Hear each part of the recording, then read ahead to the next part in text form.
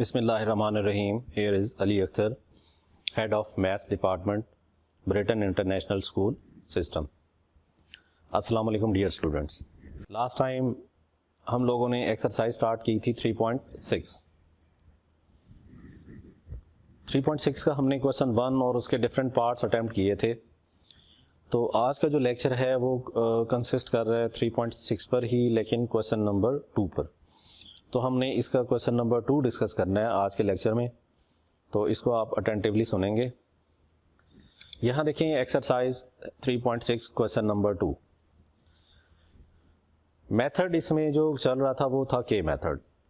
के मेथड हमने यहाँ अप्लाई किया था और के मेथड मैंने आपको लास्ट टाइम सिखाया भी था कि क्या करना होता है. इससे मैं आपने क्वेश्चन नंबर 2 देखें. If a over b equal to c over d equal to e over f, then show that a over b equal to a square plus b square plus e square, then denominator में क्या है b square plus d square plus f square square root. अब देखें कि बिल्कुल उसी तरह से सबसे पहले हमने क्या करना है, लेट करना है a over b equal to c over d equal to e over f. किसके इक्वल लेट किया था हमने, k के इक्वल. उसके बाद यहाँ पर देखें लेट हमने कर लिया फर्स्ट सॉल्यूशन के अंदर. देखें let a over b equal to c over d equal to e over f equal to k. Then आपने फ्रैक्शंस को सेपरेटली लेना है. क्या, a over b equal to k, c over d equal to k and e over f equal to k.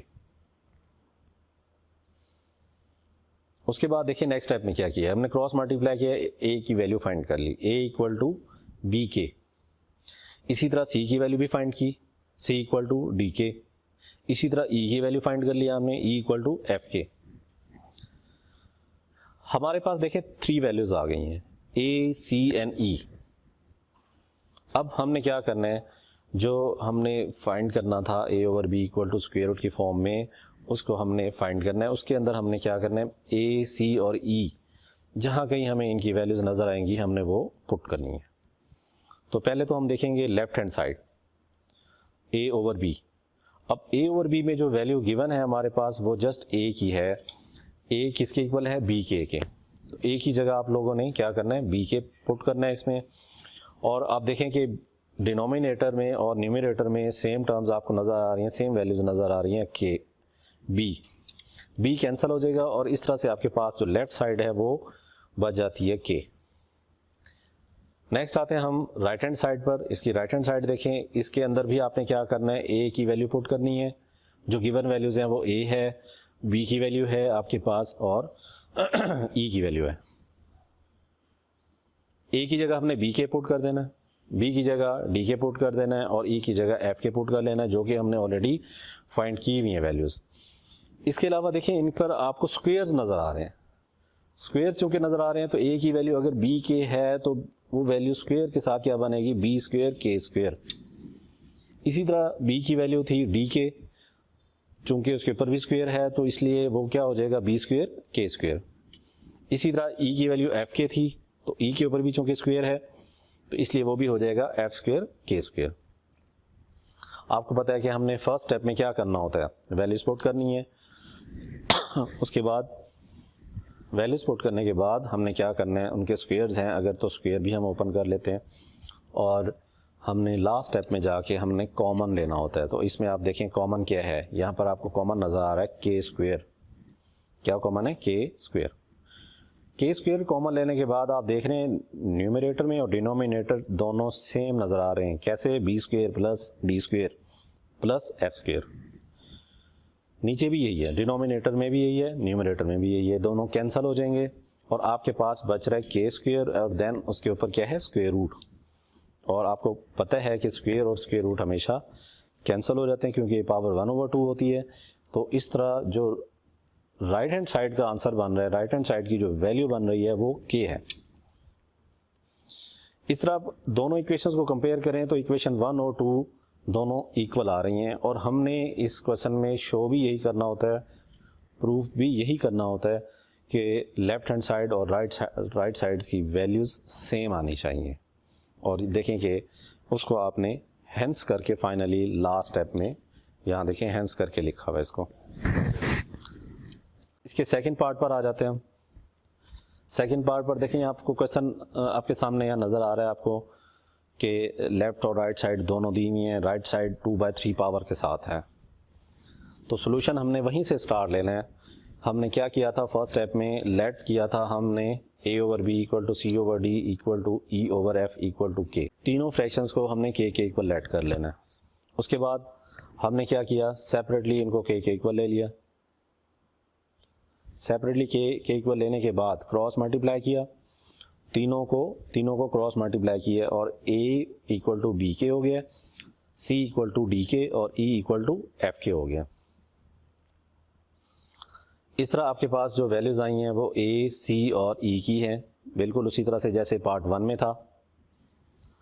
अब आपने क्या करना है, लेफ़्ट साइड लेनी है, लेफ़्ट हैंड साइड। यहाँ पर देखें लेफ़्ट हैंड साइड लिखी हुई है ac plus ce plus ea और डिनोमिनेटर में लिखा हुआ है bd plus df plus fb। आपके पास जो वैल्यूज़ हैं वो कौन कौन सी हैं, a की वैल्यू है, c की वैल्यू है और e की वैल्यू है। आपने क्या करना है, जहां आपको a, c और e की वैल्यूज़ नज़र आएंगी आपने उनकी जगह ये a की जगह b के पुट कर देना है, c की जगह d के पुट कर देना है और e की जगह f के। यहाँ देखिए नेक्स्ट स्टेप में हमने पुट कर दिया। तो जैसे आपको पहले भी पता है कि आप फर्स्ट स्टेप क्या होता है, आपने वैल्यू पुट करनी है। नेक्स्ट स्टेप, अगर कहीं पावर हो तो पावर ओपन करते हैं, अदरवाइज हम मल्टीप्लाई कर देते हैं। तो यहाँ देखिए अगर मल्टीप्लाई करें, यहाँ पर मल्टीप्लाई किया हुआ है, दो ब्रैकेट्स में लिखा हुआ है, एक जगह बी के और दूसरी जगह डी के। अगर इनको मल्टीप्लाई करें तो क्या बनता है, बी डी के स्क्वेयर। इसी तरह जो दूसरी टर्म है डी एफ के स्क्वेयर, जो थर्ड है बी एफ या एफ बी के स्क्वेयर। और देखिए नीचे लिखा हुआ है बी डी और डी एफ और एफ बी, इनकी वैल्यूज़ नहीं थी हमारे पास, इसलिए हमने उनको एज इट इज़ लिख दिया। अब बिल्कुल देखें उसी तरह से जैसे पार्ट 1 में हमने किया, हमें न्यूमरेटर में भी और डिनोमिनेटर में टर्म्स सेम नज़र आ रही हैं। हमने क्या करना है, बी डी डी एफ और एफ बी ऊपर नीचे आपको सेम नज़र आ रहे हैं, हम दोनों को कैंसिल कर देंगे। इसी तरह आपके पास लेफ्ट हैंड साइड क्या आ रही है, के स्क्वेयर। इस तरह ये बनेगी इक्वेशन 1। अब हम आते हैं राइट साइड की तरफ।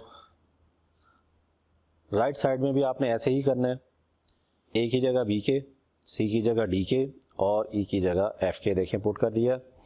और एक बात का ख्याल रखना है, यहाँ एडिशन नहीं है दरमियान में, यहाँ टर्म्स के दरमियान प्लस नहीं है, मल्टीप्लाई हो रही हैं ये टर्म्स। तो आपने क्या करना है, यहाँ डायरेक्ट इसको आप कैंसिल कर सकते हैं। कैसे कैंसिल करेंगे, आप देखिए न्यूमरेटर में b नज़र आ रहा है, डिनोमिनेटर में b नज़र आ रहा है, दोनों कट जाएंगे।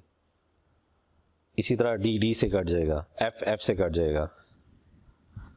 यहाँ कॉमन का कॉन्सेप्ट नहीं आएगा, क्योंकि कॉमन कहाँ लिया जाता है, कॉमन वहाँ लिया जाता है जब टर्म्स के दरमियान प्लस का या माइनस का साइन हो, जबकि ये यहाँ पे क्या हो रहे हैं, मल्टीप्लाई हो रहे हैं। हमारे पास 3 के बच रहे हैं, तीनों मल्टीप्लाई होकर क्या बनेगा, के क्यूब। क्या बनेगा, के क्यूब। के क्यूब की जो पावर है 3, वो 2/3 की पावर 3 से क्या होगी, दोनों कट जाएंगी, 3 3 से कट जाएगा। और इस तरह से आपके पास क्या बचता है, के स्क्वेयर।